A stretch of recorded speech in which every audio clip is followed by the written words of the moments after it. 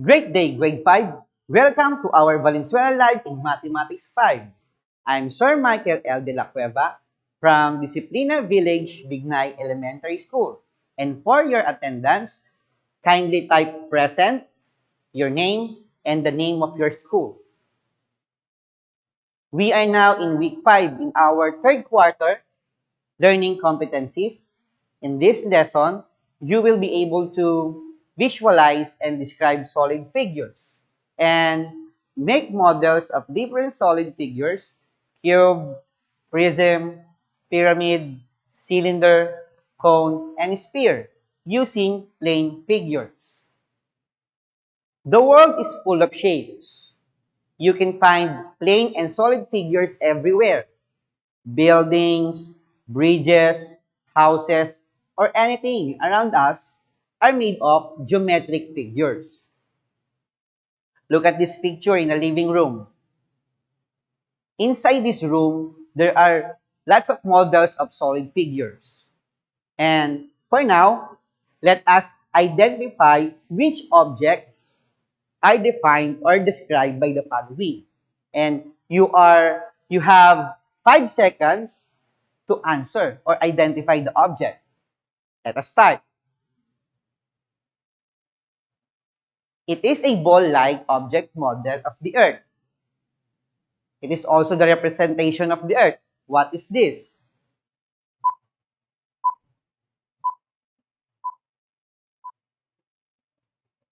Okay, so what's the answer? Very good, grade 5. It is what we call the globe. Can you find the globe in the picture? Great job. There it is. How about the second one? It is a small bowl-shaped container, often with handle, used for drinking coffee, tea, etc. What is this object?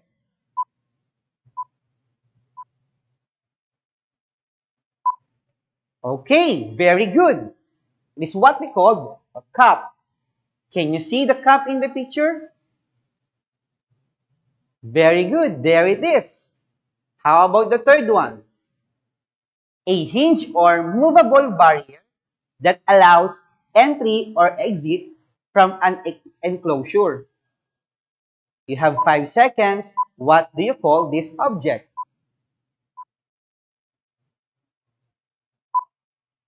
Great job! It is what we call the door. Can you find the door in the picture? Oh, there it is. How about the fourth one? A cone-shaped wafer filled with ice cream. So what do we call this? A cone-shaped wafer. Okay. What is this? Very good. It is what we call an ice cream cone. Can you see an ice cream cone in the picture? Great job. There it is. And the last one, a container used for storage or transportation of its contents. What do we call this?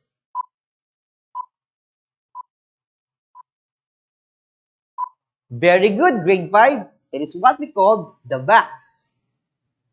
You see the box in the picture? And there you are. Great job. Good job, grade 5. All the objects that you identified earlier are examples of what we call solid figures. So let us talk about solid figures. Solid figure is a three-dimensional or 3D figure that has length, width, height. Moreover, they may have faces, edges, and vertices. So, faces is the flat surface of a solid figure, like this one. And edge is formed when two faces meet. So, there are edges. And vertex is a point where edges meet. And the plural form of vertex is vertices. Solid figure can be polyhedron and non-polyhedron. It is a polyhedron if all its faces are parallelogram. And if not, then it is a non-polyhedron. Now, what is this picture? What do we call this? Very good. It's what we call drawer or Durabox. How about this one? Very nice. A tent. These pictures are examples of what we call prism. Prism is a polyhedron. Prism is a three-dimensional or 3D object with two parallel and congruent bases, which can be any polygon. A prism is also, the other faces of prism are parallelograms. Next, a prism is named after the shape of its base. So, let's take a look at this picture. This is an example of a prism. Again, by its definition, the object with two parallel and congruent bases. And the bases is triangles. Again, by its definition, the other faces are parallelograms. There you are. Then, it is named after the shape of its base. Again, the bases are triangles. So what do we call this object? Very good, grade 5. It is what we call triangular prism. Now, let us account the faces of triangular prism. How many faces are there? The edges and the vertices. So let us start with faces. So 1, 2, 3, 4, 5. There are 5 faces in triangular prism. How about the edges? Let us count. 1, 2, 3, 4, 5, 6, 7, 8, 9. There are 9 edges in triangular prism. How about the vertices? How many vertices are there in triangular prism? So 1, 2, 3, 4, 5, 6. So there are 6 vertices. So there are 5 faces, 9 edges, and 6 vertices in a triangular prism. So there are many kinds of prism. Depends upon on its bases. So if the bases are rectangle, then the name of the prism is rectangular prism. And if the base is pentagon, then the name of the prism is pentagonal prism, etc. How about this picture? Can you tell what is this picture? Use the comment section. Very good. This is what we call pyramid. So the next solid figure is pyramid. Pyramid is a polyhedron. Has only one base, which can also be any polygon. And pyramid, the other faces are triangles, which meet a common vertex. And a pyramid is also named by its base. And the base here is square, that's why we call it a square pyramid. Now, let us count the faces and edges and vertices of a square pyramid. Let us start with the faces. So let us count. 1, 2, 3, 4, 5. So there are 5 faces in a square pyramid. How about edges? 1, 2, 3, 4, 5, 6, 7, 8. So there are 8 edges in a square pyramid. And how about vertices? Can you count?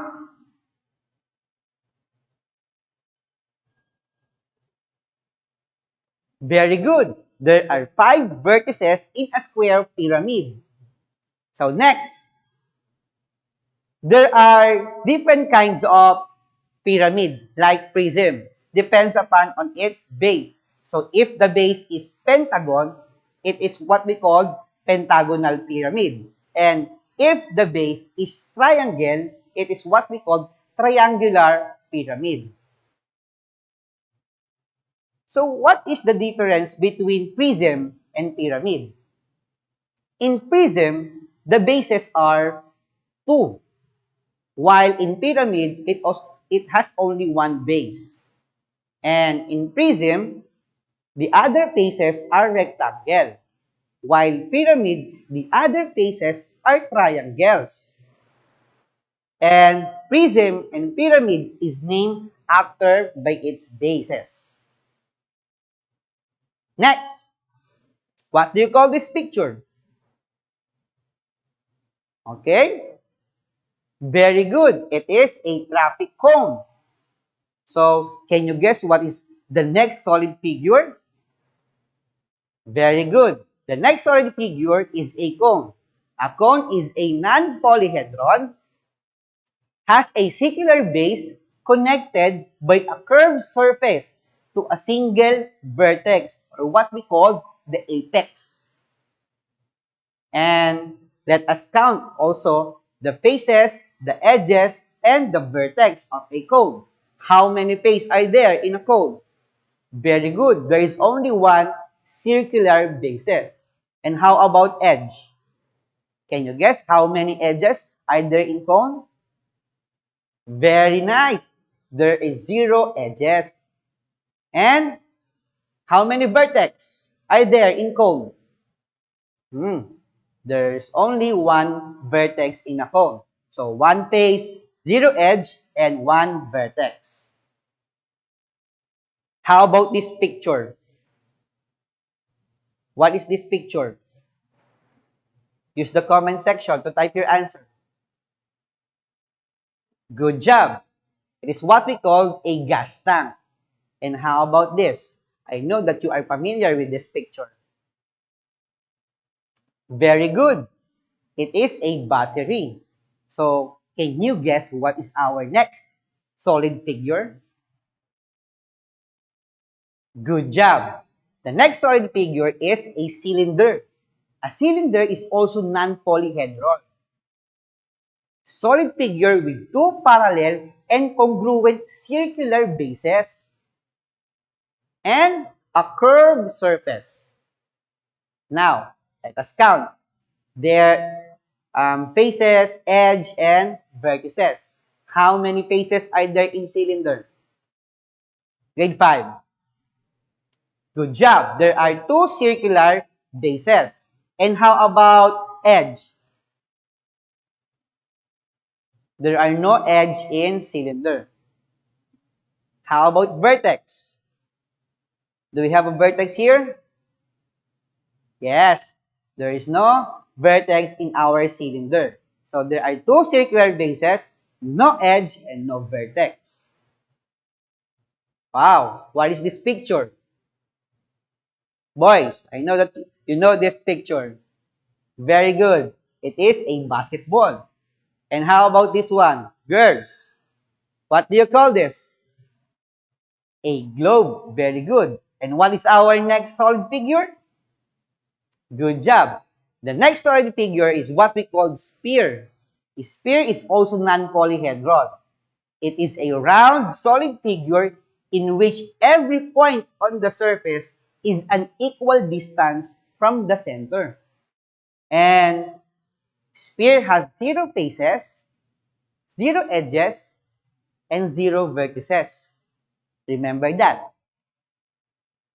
Okay, for your activity, let us find, or can you help me to determine what kind of solid figure is described? I will give you 5 seconds to think about it and use the comment section to type your answer. Are you ready? Okay, let us start. A solid figure with 2 parallel congruent circular bases. Okay. So what is the answer? The answer is very good. Letter B, cylinder. How about the second one? It is a three-dimensional object with two parallel and congruent bases, which can be any polygon. The other faces are parallelograms. You have 5 seconds. So what is the answer, grade 5? Good job! The answer is prism. Okay. The third one. These are three-dimensional figures which includes prism, cone, cylinder, pyramid, and sphere. What do we call this? Is it solid figure, polyhedron, non-polyhedron, or polygon? Good job, grade 5. The answer is letter A. Okay. How about the next one? It is a solid figure that has only one base, which can also be any polygon. The other faces are triangles, which meet a common vertex. What do we call this? Grade 5? Very good. The answer is letter D, pyramid. And for our last question, it is a round, solid figure in which every point on the surface is at equal distance from the center. What do you call this? Of course, no other than letter D, sphere. Okay, grade 5. Before we proceed to our next topic, let us watch this short video.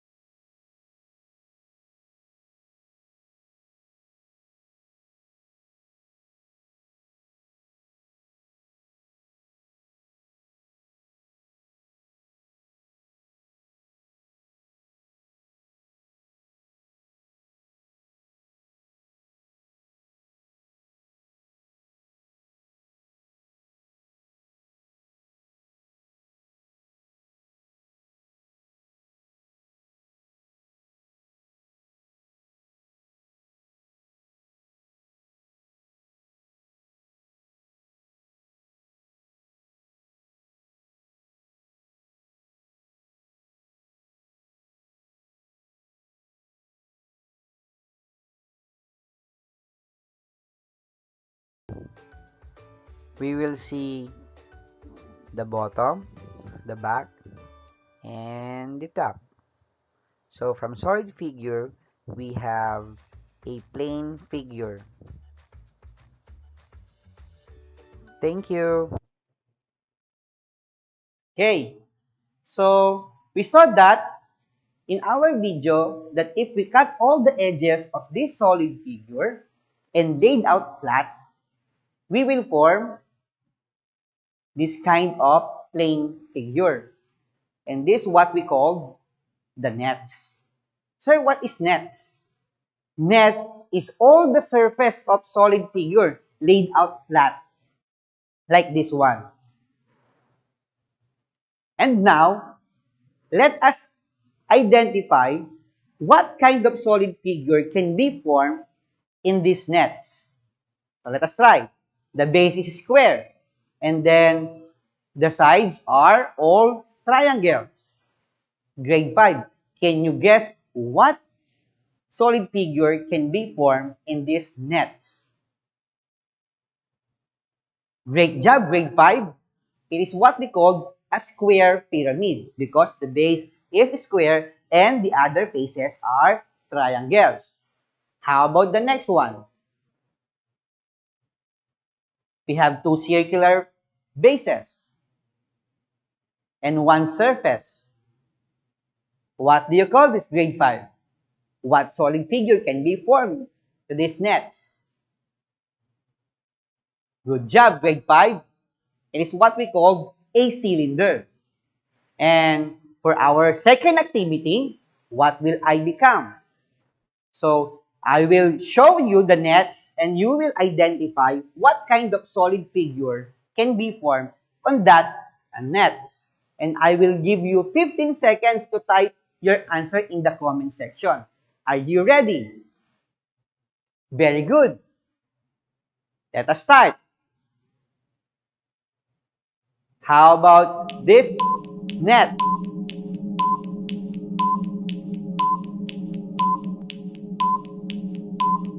What do you call this? There are 2 triangles and 3 rectangular sides. Very good, grade 5. This is what we call a triangular prism because there are 2 congruent and parallel bases and the other faces are rectangles. How about the second nets? So, how many faces are there? So, 1, 2, 3, 4, 5, 6. What do you call this?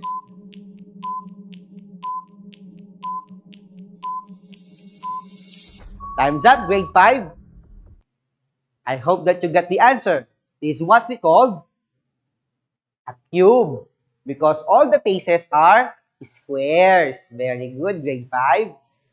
How about this third one?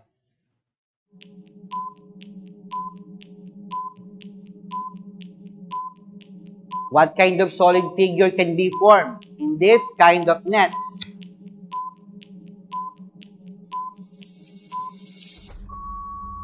Excellent, grade 5. This is what we call a cone. And for this nets, what kind of solid figure can be formed in this nets?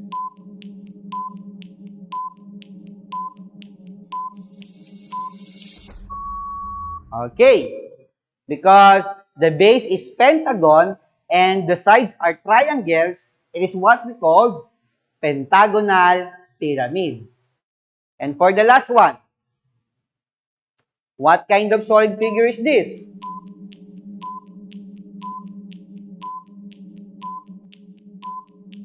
We answered this earlier, grade 5.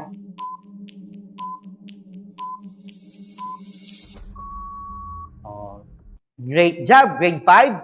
It is what we call a cylinder. And for your reminder, solid figure is a 3D or three-dimensional figure that has length, width, and height. It may also have bases, edges, and vertices. And nets is all the surface of solid figure laid out flat. And grade 5, that's all for today. Thank you for listening. Again, I am Sir Michael L. De La Cueva from Disciplina Village Bignay Elementary School. Goodbye!